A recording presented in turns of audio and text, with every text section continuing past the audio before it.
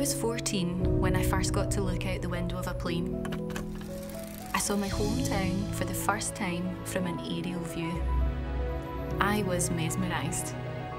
I had never been in this unique position to view the city I grew up in from above, and it looked so different. The rows of housing schemes, the iconic football stadiums, the river, it all seemed so small. A direct contrast to the big city vibe I was so comfortable growing up in on a ground level viewpoint. Art allows us to observe from the viewpoint of the artist.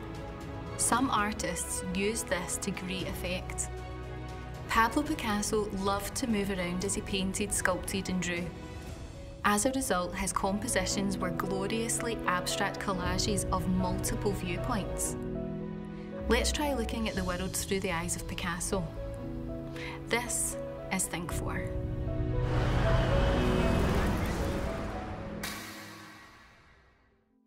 Firstly, let's get to grips with what we're looking out for. Viewpoint is the position your eyes view the subject from. This can be aerial, side-on, or elevated, which is from below and looking up. An artist's viewpoint greatly impacts on how they draw basic forms, such as cylinders in a still life context. When you're looking down on a cylinder shape, such as a glass tumbler, you don't see the sides and the top looks perfectly circular.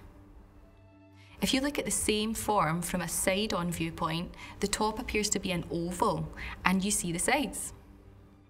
Adopting an unusual viewpoint in an artwork can be a powerful way to create an exciting, dynamic and emotive composition. An interesting viewpoint can make us consider a familiar object or scene in a new way and can subtly convey the mood and message in an artwork.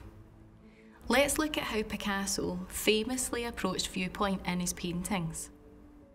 Titled Portrait of a Woman, this is a wonderful example of multiple viewpoints represented in a painting.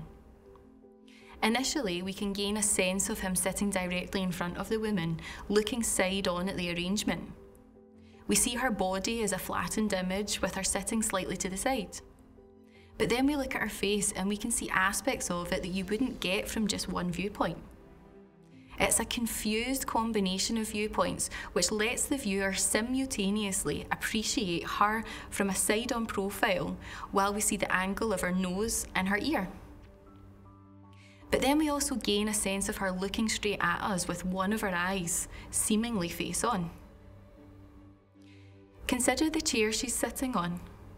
We can see the tops of the chair back, which suggests an elevated viewpoint looking down. A suggestion of power, perhaps? One could argue that this working method leads to the creation of a fuller picture.